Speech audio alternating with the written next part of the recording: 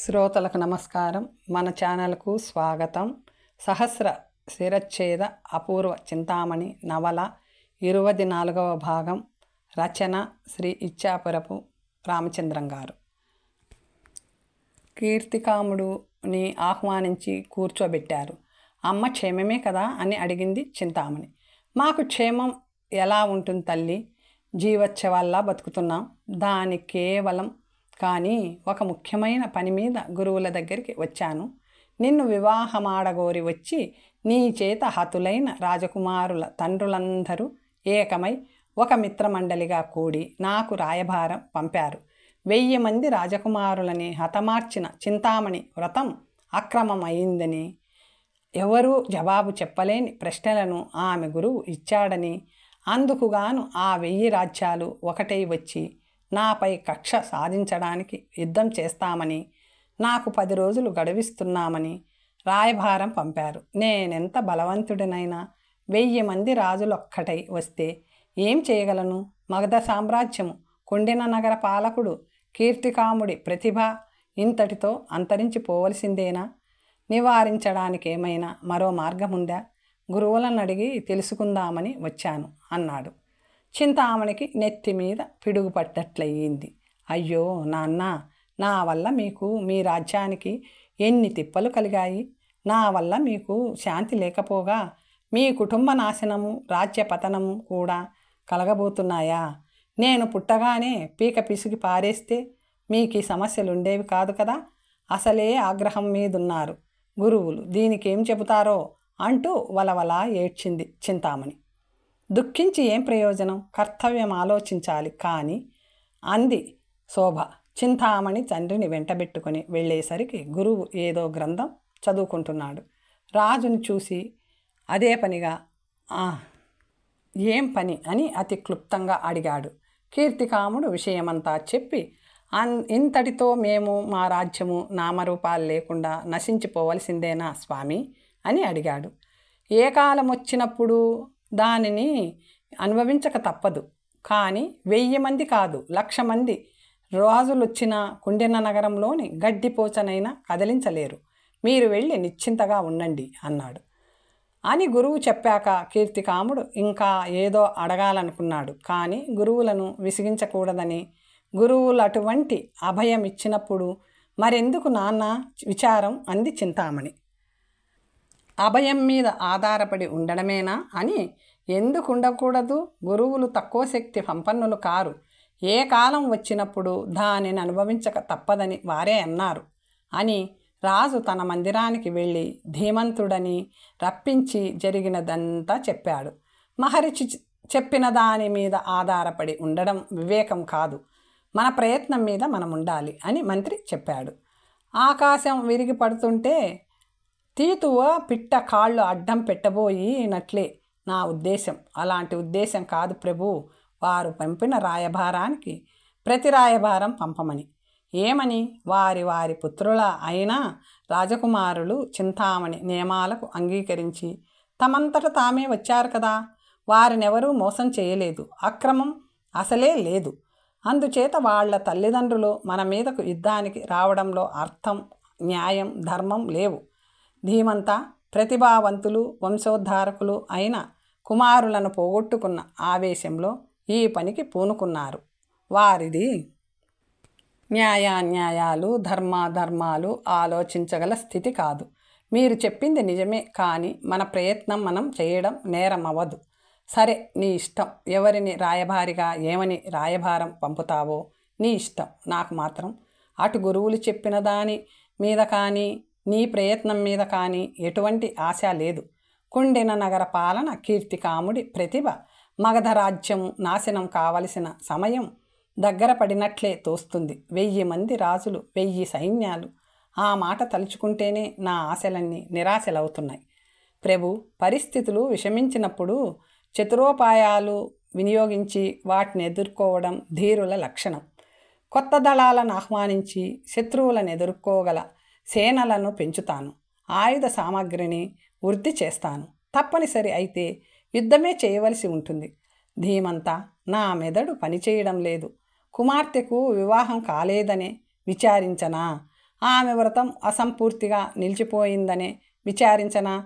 ఇంతమంది రాజులు ఒకటై నా మీదకు యుద్ధానికి వస్తున్నారని విచారించనా? సర్వసమర్థుడివైన నువ్వే ఏదో ఒకటి చెయ్యి అన్నాడు. మహారాజు ధీమంతుడితో మాట్లాడుతుంటే పరిచారిక వచ్చి మంజులాదేవి వారి దర్శనం కోరుతున్నారని చెప్పింది. మహారాజు ఆమెని కలుసుకున్నందుకు వెళ్ళాడు. చిరకాలం నుంచి ఆమె మనోవ్యాధితో మంచం మీదే ఉంది. మహారాజు వచ్చిన వెంటనే ఆమె వికసించిన ముఖంతో ఆహ్వానించేసరికి అతను ఆశ్చర్యపోయాడు. మీకొక శుభవార్త చెప్పవలసి ఉండి రావించాను. నా తల్లికి కళ్యాణ సమయం వచ్చింది. పెళ్లిపీటల మీద వధూవరులని నేను చూశాను. ఎంతో శోభాయమానంగా ఉందో వింటున్నారా? మీ ముఖంలో సంతోషం కనిపించడం లేదే? అతను బలవంతంగా నవ్వు తెప్పించుకున్నాడు. మనకి అల్లుడొస్తాడు, వంశోద్ధారకులైన మనవళ్ళు కలుగుతారు. ఆమెకు మతి భ్రమించిందేమో అనుకున్నాడు. ధోరణి కాదు ప్రభు, నిజంగా కలొచ్చింది. ఆమెను నిరుత్సాహపరచడం ఇష్టం లేక కొన్ని వేళలా కలలు నిజమవుతాయి అన్నాడు. ఈ కల తప్పకుండా నిజమవుతుందండి. నేను గర్భం దాల్చినప్పుడు ఆడపిల్ల కలిగినట్లు కలొచ్చింది. కొన్ని రోజులకే చింతామణి పుట్టింది. మీరింకా ఎటువంటి విచారం లేకుండా సంతోషంగా ఉండండి. చింతామణికి తొందరలోనే సకల సద్గుణ సంపన్నుడైన వరుడితో వివాహమై తీరుతుంది. మీరు వివాహానికి ఏర్పాట్లు ఘనంగా మొదలు పెట్టండి. శోభ మనమే తల్లిదండ్రులమని నమ్ముకొని ఉంది. మహాబుద్ధిమంతురాలు. తగిన వరుడు లభిస్తే ఈ సమయంలోనే దాని పెళ్లి కూడా జరిపించేయాలి. అలాగే నువ్వు ఇక విశ్రాంతి తీసుకో, నేను పోయి వస్తాను అన్నాడు రాజు. నావి పిచ్చి మాటలు అనుకోకండి. నాకు సాధారణంగా స్వప్నాలు రావు. స్వప్నం వచ్చిందో సత్యమై తీరుతుంది అన్నది. మంచిదే, నువ్వు ప్రశాంతంగా పడుకో అని ఆమె మీద జాలి పడుతూ అక్కడి నుంచి వెళ్ళాడు. అతనికి బొత్తిగా మనస్థిమితం లేకపోయింది. తోటి మహారాజుల్లా తన కుమార్తెకు సాంప్రదాయ సిద్ధంగా వివాహం చేయలేకపోయాడు. సరికదా, తన కుమార్తె వివాహ విషయంలో 1000 మంది రాజకుమారులు అంతానికి కారణమయ్యాడు. తనొక మహా సామ్రాజ్యానికి అధిపతి. ఎందరో శత్రురాజులను ఓడించి రాజ్యాన్ని సుస్థిరము విశాలము చేసుకున్నాక కూడా తన మీద పడే అవాంతరాన్ని ఎదుర్కోలేకపోతున్నాడు. తను ఒట్టి వ్యర్థుడు, పుడమికి భారం. ఇలా పంచాగ్ని మధ్యలో మాడిపోవడం కంటే ఏటో పోవడమే మంచిదేమో అనిపిస్తుంది అతనికి. మంత్రి చేత పంపబడిన రాయబారి తిరిగొచ్చి మిత్రరాజ్య మండలి కుండెన నగర రాయబారాన్ని లెక్క చేయలేదు, యుద్ధ సన్నద్ధులవుతున్నారు అని చెప్పాడు. దానితో మహారాజు మరింత కృంగిపోయాడు. యుద్ధంలో విజయం లభించడం అసంభవమని అతనికి తెలుసు. ఆ రాత్రి సుమారు 12 గంటలు అవుతుంది. కీర్తికాముడికి నిద్ర పట్టడం లేదు. అతని బుర్ర మహాబీభత్సంగా ఉంది. పాన్పు మీద నుంచి లేచి అసంకల్పితంగా మంజులాదేవి పడుకున్న చోటికి వెళ్ళాడు. కానీ గాఢ నిద్రలో ఉన్న ఆమెకు నిద్రాభంగం చేయడం ఇష్టం లేక మళ్ళీ వెనక్కి వచ్చేశాడు. కుండిన నగర పాలన ఇంతవరకు అన్యుల చేతికి చిక్కిలేదు. ఆ సింహాసనం పరుల పాలవుతుంటే చూడవలసి రావడం కంటే అవమానం లేదు, దుస్సాహం లేదు. అంతకంటే ప్రాణత్యాగం చేసుకుంటే నయం. మగధ సామ్రాజ్య విచ్చిత్తిని కళ్ళతో చూడక్కర్లేదు. కష్టాలకు తట్టుకోలేక కీర్తికాముడు ఆత్మహత్య చేసుకున్నాడని లోకులు అనుకుంటారు. శత్రువులకు ఓడి రాజ్యాన్ని పరులపాలు చేసిన అసమర్థుడనిపించుకోవడం కంటే అదే మేలు. చింతామణి మంజులాదేవిల యోగం ఎలా ఉంటే అలా జరుగుతుంది. ఇంకా జాగు చేయకూడదు. ఇదే తగిన సమయం అని అతను పాన్పు దిగి నిద్రలో ఉన్న కావిలి వారి కంట పడకుండా యువతలికి వచ్చేశాడు. ఆత్మహత్య చేసుకున్న విషయం వెంటనే తెలియకుండా ఉండేలా ఏ దూర దేశమైనా పోయి అక్కడ ఆ పని కానివ్వాలి అనుకుంటూ కీర్తికాముడు ఆ అర్ధరాత్రి సమయంలో కనిపించిన తోవన వేగంగా నడిచి వెళ్ళిపోసాగాడు. ఆ దేశానికి పాలకుడు అతనెవరు చూస్తారో పట్టుకుంటారో అని భయపడుతూ ఒక దొంగల అడుగిడుక్కి జంకుతూ చెట్ల చాటు నుంచి గుండెలు చేత్తో పట్టుకొని దొంగల దాటిపోవడానికి కారణం అతని రోజులు బాగోలేకపోవడమే. తెల్లవారేటప్పటికి మందిరంలో ప్రభువు లేడు. మంత్రి విషయం అర్థం చేసుకున్నాడు. ఈ సమాచారం మందిరం దాటి బయటకు పోకూడదని శాసించాడు. ఆ విషయం అతనికి కాక మరిద్దరికే తెలుసు. మంజులాదేవికి తెలియదు. మహారాజు స్వస్థత చెడి ఉన్నారని వారితో పనిపడిన వారు తనతో సంప్రదించాలని కట్టడి చేశాడు మంత్రి. మిత్రమా, ఇది వాలనగరం, ఇది మహిళా రాజ్యం. పురుషులకి దీనిలో ప్రవేశం లేదు. దీని రాణి ప్రమీళాదేవి అంటూ ఆమె భగ్న ప్రేమ కథంతా చెప్పి చింతామణి 4వ ప్రశ్నకు జవాబు ఈ నగర వృత్తాంతమే. ఈ ప్రమీళా రాణి కూడా నీలాగే భైరాగి మీద కక్ష పూని ఉంది. తిరుగు ప్రయాణంలో ఈమెను నాతో కుండిన నగరం తీసుకుపోతానని వాగ్దానం చేశాను. అందుకని ఈ నగరం వచ్చాం అన్నాడు విజయుడు.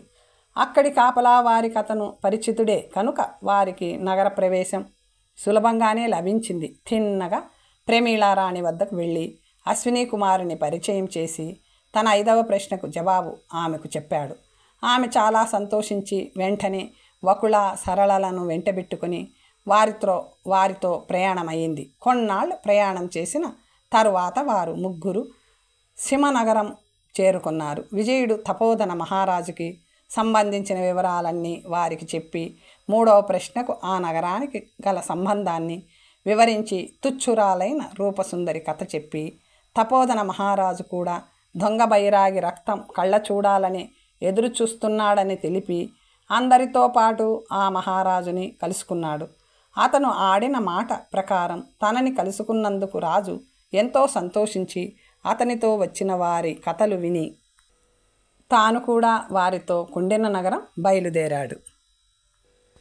వాళ్ళందరూ స్నేహితుల్లా కలిసిమెలిసి ప్రయాణం సాగిస్తూ విజయుడు చూపిన వింతలు చూస్తూ అతను చెప్పే వివరాలు వింటూ అతను పడిన కష్టాలకు ఆశ్చర్యపోతూ పోయి మహానగరం చేరుకున్నారు. విజయుడు ఆ నగర ప్రభువైన చంద్రసేన మహారాజుని తన మిత్రులని ఒకరినొకరికి పరిచయం చేశాడు. చంద్రసేన మహారాజు వారితో ప్రయాణం కట్టాడు. వాళ్ళందరూ నర్సీనగరం పోయే దారిలో సిద్ధురాలిని దర్శించారు. విజయుడు తన వారికి ఆ యోగిని మహత్యాన్ని, ఆమె తనకి చేసిన మహోపకారాన్ని వివరించాడు. ఆమె ఆశీర్వాదాలు పొంది ఆమె ఆశ్రమంలో వదిలిన తన గుర్రాన్ని తీసుకొని మళ్ళీ మిత్రులతో బయలుదేరాడు. కొంతకాలానికి నర్సీనగరం చేరుకొని ఆ నగర ప్రభువైన విక్రమదేవుని తన వారిని ఒకరినొకరికి పరిచయం చేసి ఆ రాజుకి చాలా ఆశ్చర్యం, ఆనందం కలిగించాడు. అతను కూడా తోడురాగా అందరూ మహోత్సాహంగా కుండిన నగరం వైపు దారితీశారు. నదీ నద తటాక అరణ్యాలను దాటుకుంటూ అక్కడి తపోధనులని, కొండవారిని చూసి వింతపడుతూ రకరకాల క్రూర మృగాలని, వింత వింత వృక్షాలని, పక్షులని చూసి ప్రకృతి వైచిత్ర్యాలకు అబ్బురపడుతూ క్రమంగా ఒక కొండ మార్గం దాటి పోతుంటే ఎవరో వ్యక్తి పర్వత శిఖరం నుంచి కిందికి దూకుతుండడం గమనించాడు విజయుడి సలహా మేరకు అందరూ తక్షణం తమ చేతులు అనేకం చేసి జల్లెడలా వలలా పట్టుకున్నారు. పైనుంచి దూకిన వ్యక్తి ఆ మానవ హస్తాల వలలో పడడం వల్ల చావకుండా బతికిపోయాడు. అయ్యలారా, చచ్చేటప్పుడు కూడా శత్రువుల చేతుల్లోనే చిక్కాను. అందుకు విచారం లేదు. కానీ నన్ను కుండిన నగరం తీసుకుపోకుండా ఇక్కడే వధించి నాకు అవమానం లేకుండా చెయ్యండి. ఇది నా ప్రార్థన అన్నాడు ఆ వ్యక్తి. వాళ్ళు ఆశ్చర్యపోయారు. నువ్వెవరు? మమ్మల్ని శత్రువులుగా ఎందుకు భావిస్తున్నావు? పర్వత శిఖరం నుంచి ఎందుకు పడ్డావు? కుదుటపడి చెప్పు అని విజయకుమారుడు అడిగాడు. అతను ఒకసారి వారి ముఖాలు చూసి, అయ్యలారా, అమ్మలారా, మీరు నన్ను బతికించినందువల్ల నష్టమే కానీ లాభం ఏమాత్రమూ లేదు. నేనీ సమీపంలో గల కుండిన నగరాధిపతి కీర్తికాముడిని అన్నాడు. వాళ్ళు ఆశ్చర్యపోయారు. విజయుడు, ప్రభు, మగధ సామ్రాజ్య సార్వభౌములు, విఖ్యాత కుండిన నగరాధిపతులు, మహారాజులు తమరా, మీకిలాంటి అవసరం ఏం కలిగింది? మేము మీకు శత్రువులం కాము, సందేహించక చెప్పండి అన్నాడు సగౌరవంగా. మీరు నన్నెరుగుదురా? మీరెవరు? మిమ్మల్ని తెలియకపోవడం అసంభవం. మా వివరాలు తర్వాత విన్నవించుకుంటాం. ముందు మీకు ఈ పరిస్థితి తెచ్చిందెవరు? పరిస్థితి ఎందుకు వచ్చిందో చెప్పండి అని కోరాడు విజయుడు. కీర్తికామ మహారాజు తన కథంతా చెప్పాడు. శత్రుసేనలకు చిక్కి అవమానం పొందడం ఇష్టం లేక స్వచ్ఛంద మరణం చెందుదామని శిఖరం నుంచి దూకానని చెప్పి, నేనిలా చావడం భగవంతునికి ఇష్టం లేనట్లుంది. మీరు తటస్థించారు. మీరెవరో చెప్పి నాతోన నన్ను పోనివ్వండి అని ముగించాడు. వాళ్ళు ఒకరి ముఖం ఒకరు చూసుకున్నారు. విజయుడు, ప్రభు, నేను నాగపుర యువరాజుని. నా పేరు విజయకుమార్. నేను మీకు బంధువునని ఎప్పుడో పెద్దలు చెప్పగా విన్నాను. నా తండ్రి ఛత్రపాలుడు, తల్లి రమాదేవి అని ఒకసారి ఆగి, వీరందరూ నా మిత్రులు. మేము మీ నగరమే వెళ్తున్నాం. చింతామణి ప్రశ్నలకు జవాబులు చెప్పాలని నాకు కోరిక కలిగింది అన్నాడు. కీర్తికాముడు అతని చేతులు పట్టుకొని, నాయనా, ఆ ప్రయత్నం మాత్రం వద్దు. 1000 మంది రాజకుమారులు ఈ ప్రయత్నంలో హతులయ్యారు. తెలిసి ఉండి ఎందుకు ప్రాణాలు పోగొట్టుకుంటావు? నువ్వైనా నా హితవు విని బతికి బయటపడు అని బతిమాలాడు. కానీ విజయుడు ఆమె ప్రశ్నలకి జవాబులు చెప్పగలనని ఖచ్చితంగా చెప్పాడు. అంతేకాదు, నేను మీ స్థానంలో ఉండి శత్రువులతో పోరాడుతాను. నేను బతికి ఉన్నంతకాలం మీరు బతికి ఉండండి. శత్రువుల చేతిలో నేను హతమైతే అప్పుడు మీ ఇష్టం అన్నాడు. నాకు చావు ఎలాగూ ఖాయం. ఆ మాత్రానికి శత్రువుల చేతిలో మరణించి అవమానం పొందడం దేనికి? శత్రువులు అసంఖ్యాకం, నేను గెలవడం అనేది అసంభవం అన్నాడు. ఏదైనా కానివ్వండి ప్రభు, నేను బతికుండగా మిమ్మల్ని ఆత్మహత్య చేసుకోనివ్వను. మీరేమో మీ ప్రయత్నం మాననంటారు కనుక ముందర నేను ఆత్మహత్య చేసుకుంటాను, తరువాత మీరు మీ ఇష్ట ప్రకారం చేసుకుందురు గాని అంటూ విజయకుమారుడు వరలో నుంచి కత్తి దూసి కంఠానికి గురి పెట్టుకోబోయాడు. కీర్తికాముడు అతని చేతులు పట్టుకొని, రాజకుమారా, నువ్వింత సాహసి అనుకోలేదు అన్నాడు. మీరనుకోనిది జరగొచ్చు. ఇప్పటికైనా నా మాట వింటారా అన్నాడు. బిడ్డ, ఒకరి కోసం నువ్వెంతైనా త్యాగం చేయగల ధీరుడివని నాకు అర్థమయ్యింది. నీ ఇష్టప్రకారమే కానీ ఏం జరగాలని ఉందో అని కీర్తికాముడు తన ఆత్మహత్య ప్రయత్నం విరమించుకున్నాడు. అందరూ కీర్తికాముడితో కుండిన నగరం బయలుదేరారు. కుండిన నగరం శాంతిభవనంలో శోభాదేవి చింతామణికి తల దువ్వుతుంది. గురువుగారికి నీ మీద కోపం పోయినట్లుంది శోభ అంది చింతామణి. ఏమో, వారి దగ్గరికి వెళ్ళాలంటేనే భయమేస్తుంది. అంతలో ఒక పరిచారిక వచ్చి, శోభమ్మ గారిని గురువులు పిలుస్తున్నారమ్మా అంది. శోభ లేచి భయంతో అడుగులు తడబడుతుండగా ఆయన వద్దకు వెళ్ళింది. మీ దేవి ఏం చేస్తుంది? తలదూవుకుంటుంది అన్నది. నువ్వు ఈ మధ్య తరచుగా మా దగ్గరకు రావడం లేదు. మేమంటే ఎందుకో భయపడుతున్నావు అవునా అన్నాడు. అవసరమైనప్పుడు వస్తూనే ఉన్నాను స్వామి అన్నది శోభ. నిల్చొనే ఉన్నావేం, కూర్చో అన్నాడు. మితభాషి అయిన మహర్షి అన్ని మాటలు మాట్లాడడం, రాజుగారిని కూడా కూర్చోమనని వారు తనని కూర్చోమనడం ఆమె తెల్లబోయింది. ఎందుకులేండి స్వామి, నేను తమ సేవకురాలని. ఇంతకీ నన్ను పిలిచిన పని ఏమి అన్నది. ఆ పనే శోభ, నువ్వింతవరకు మా మనస్సు కనిపెట్టలేకపోయినందుకు చాలా విచారిస్తున్నాం. నేను అనకనే వేల సౌందర్యవంతులని చూశాను, అనేక వేల సౌందర్యవతులని చూశాను. కానీ నీ యవ్వన లావణ్యాలు, కులుకు నన్నెక్కువగా ఆకర్షించాయి అంటూ అతను లేచాడు. మందిర ద్వారం బిగించి తాళం వేశాడు. శోభ గొంతెత్తి అరుద్దామనుకుంది. కానీ గురువు కోపించి తనని ఏ రాయో అవమని శపిస్తాడేమో అని భయపడింది. శోభ, కంగారు పడవలసింది ఏమీ లేదు. నా ఆగ్రహానికి గురైతే మాత్రం చాలా చిక్కులు పడతావు. నా నోట ఏది వస్తే అది జరుగుతుంది. నా మనస్సు నిన్నే కోరుతుందన్న విషయాన్ని నువ్వే కనిపెడతావని, నీ కౌగిట చేర్చి స్వర్గ సౌఖ్యంలో తెలుస్తావని అనుకున్నా. కామోద్రేకంతో అతను ఆడుతున్న మాటలు అర్థమై ఆమె రక్తం కోపంతో ఉడికిపోతుంది. అయినా ఆవేశం అణుచుకొని, స్వామి, ఇదెక్కడి న్యాయం, ఇదెక్కడి ధర్మం? మీరు నాకు పితృ సమానులు. నేను మీ బిడ్డని తండ్రి కామించడం మహాపాపం. సర్వజ్ఞులు, సర్వధర్మాలు ఎరిగిన గురుదేవులు మీరు, పరిచారికని నేను అంది శోభ.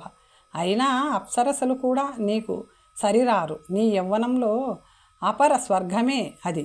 మాకందించి ఆనందించు. ఇక ఆగ్రహం పట్టలేకపోయింది శోభ. మీకి గురుస్థానం ఇచ్చిన వారు మూర్ఖులు. శోభ, ఆలోచించి మాట్లాడు. మా ఆగ్రహానికి గురైతే ఏమవుతావో గ్రహించుకో. పెంకితనం చెయ్యకు. నీ యవ్వన సౌందర్యాలతో, అదరామృతంతో నన్ను తరింపచెయ్యి అన్నాడు. ఛీ నీచుడా, నువ్విప్పుడు నా దృష్టిలో కుక్క కంటే హీనం.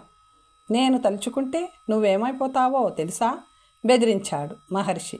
ఏమైనా లెక్క చేయను, నా శీలాన్ని భంగపరచడం నీ తరం కాదు అంటూ ఆమె ద్వారం వద్దకు పరిగెత్తబోగా అతను చెయ్యడ్డం పెట్టాడు. అడ్డంలే, నన్ను కూతురిలా చూసుకుంటున్న మహారాజుకి ఈ విషయం తెలిస్తే నిన్ను గురువని కూడా చూడకుండా శిరచ్ఛేదం చేస్తాడు. చింతామణి నీ ముఖం మీద ఉమ్మేస్తుంది అన్నది. నా కోరిక తీరాక ఏం జరిగినా పర్వాలేదు, త్వరగా వచ్చి నా కౌగిట్లో చేరు, ప్రాణత్యాగమైనా చేస్తాను, కానీ నీకు లొంగేది కల్లా. వీరిద్దరూ ఇలాంటి పరిస్థితుల్లో ఉండగా నగరంలో ఏదో గలాభా జరుగుతుందని తెలిసి చింతామణి శాంతిభవనంలోని కొద్దిమంది పరిచారకులు భవనంపైకి వెళ్ళి చూడసాగారు. నగరమంతా సైనిక దళాలే. ఎప్పుడు దిగాయో నగరంలోకి వస్తున్నవి. శత్రు సైన్యాలని, వాటిని నిలవరించడానికి ప్రయత్నిస్తున్నవి తమ సైన్యాలని ఆమె ఊహించుకొని బేజారైపోయింది. తండ్రి గారు చెప్పినట్లు అది కుండిన నగర వినాశన కాలం, మగధరాజ్య పతన సమయం, అదంతా తన వల్లనే కదా అని శతవిధాల తనని శపించుకుంది. కత్తులు, జులిపింపులు, భటుల హూంకారాలు, అశ్వదళాల ఉరుకులు పరుగులు, కాల్బలాల భయంకర అట్టహాసాలు, ఎక్కడ చూసినా పీనుగ పెంటలు, రక్తపు వరదలు, మహారాజు సైన్యాధిపతి కనపడనందుకు ధీమంతుడే రణరంగానికి ఉరికినట్లు కనబడినందుకు ఆమె బుర్ర తిరిగిపోయింది. కళ్ళు చీకట్లు కమ్మాయి.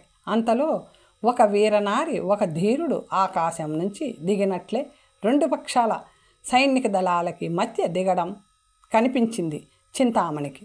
మహారాజులారా, వీరభట ధీర రాజకుమారులారా, క్షణకాలం మీ వైరాలు కట్టిపెట్టి కత్తులు దించి నా మాట వినండి అని ఆ ధీరుడు, దళాధిపతులారా మా మాటలు వినండి అని వీరనారి అందరికీ వినిపించేలా గట్టిగా ప్రార్థించారు.